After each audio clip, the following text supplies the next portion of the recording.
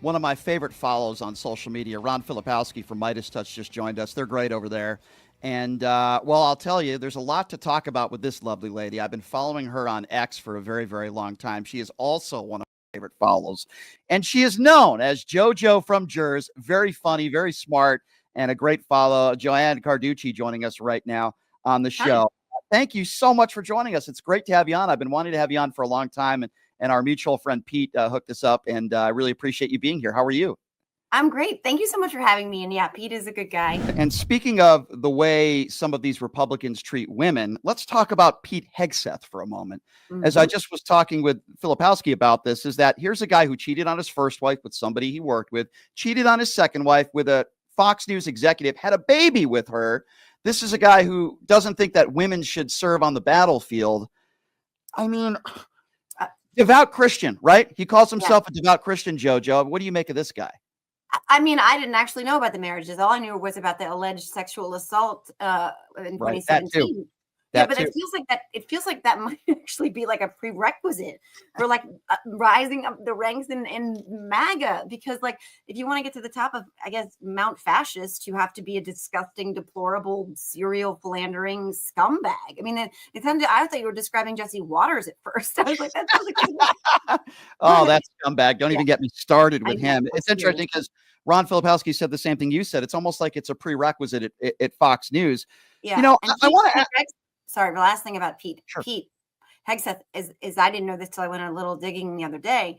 I don't know if you probably remember. This has always bothered me because I come from I've never served, but my entire family has served every branch of the armed forces. And my dad worked for the DOD for 50 years. So it's basically raised on an army base. And I have nothing but the utmost respect for the men and women of our armed forces. Pete Hegseth was the person who lobbied Donald Trump to pardon Eddie Gallagher. Eddie Gallagher was the Navy SEAL who other Navy SEALs went and testified against because he was just shooting people at will, and little young girls, older men.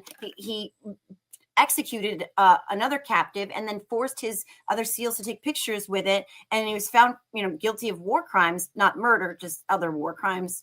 And Pete Hegseth was the person that was behind Donald Trump pardoning that guy. So think about what Pete Hegseth would allow Donald Trump to do. And here's the guy that couldn't even get his own job during the week full time at Fox News, but he's going to be the Secretary of Defense. It's absolutely insane. It's crazy. Speaking of insanity, I'm watching CNN yesterday, and they were playing a little bit of my interview with RFK Jr. several months back, because I was the first interview where he talked about the brainworm thing, and I'm watching that, reminiscing, and at that time I would have never thought to myself that he would actually be in the position he's going to be in under the Trump administration. This guy's just crazy and dangerous. What are your thoughts on RFK Jr.?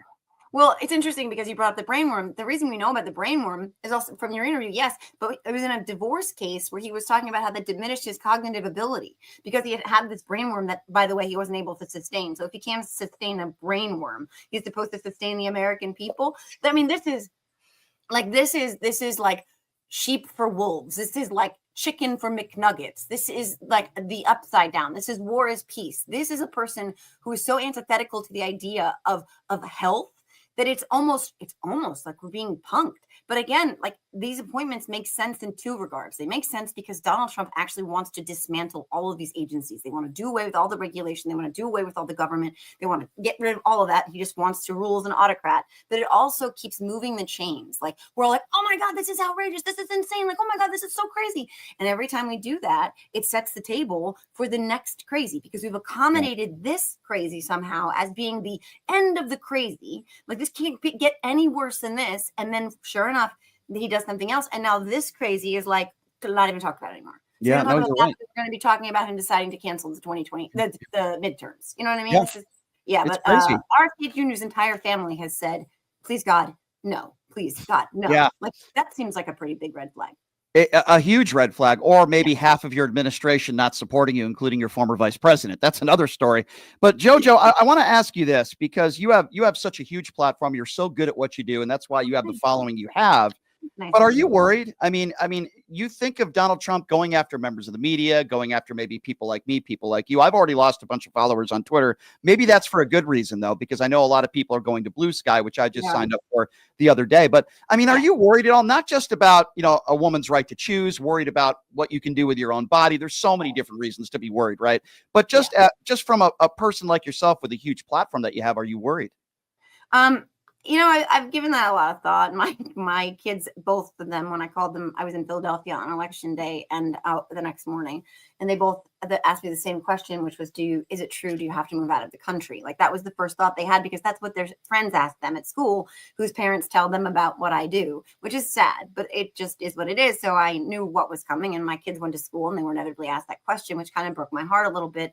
But I told both of my kids, F no, we're not leaving. I'm not leaving. I'm not going anywhere. And don't be silly. Everything's fine. And it's kind of funny, because as much as I don't ever want to let myself go there, I don't ever want to let myself go there. It's, I would not rule anything out. And so it's not like I'm not ever thinking about it, but at the same time, it doesn't do me any good to paint pictures and to put carts in front of horses, because there's no utility in that, right? Like, it's one thing to be prepared and one thing to have mechanisms in place for whatever worst case scenario. That's one thing. So, updated passports, et cetera, making sure that I have like a slide outside my house that just kind of shoots me to the airport. I'm just kidding. I don't have that. It's underway, but we got to get that done before Trump gets in office, or there won't be any infrastructure left. Fair enough. Right. But like, I've learned in the weekend, a couple of days since this all transpired, that what isn't helpful for me is to paint pictures, doomsday scenario. It's one thing to like base things off of Project 2025 or what he says or who he's appointing. It's one thing to respond to those things in real time and then say, this is what this portends. This is what this probably means. But like, for me to say, yeah, no, I think they're coming for me. I need to buy land in Canada. I'm not there, and my kids don't need to see that. And I'm what I've decided to do instead. Sometimes it's not as easy as it. Sometimes I make it seem. I've decided to like just piss the freaking trolls off and act nice, all tough, and like, you want to troll me? Come on, you think I'm scared of you? It's like I puff out my chest and like, I'm fine, I'm here. So I think it's better to project like, of course. I'm fine.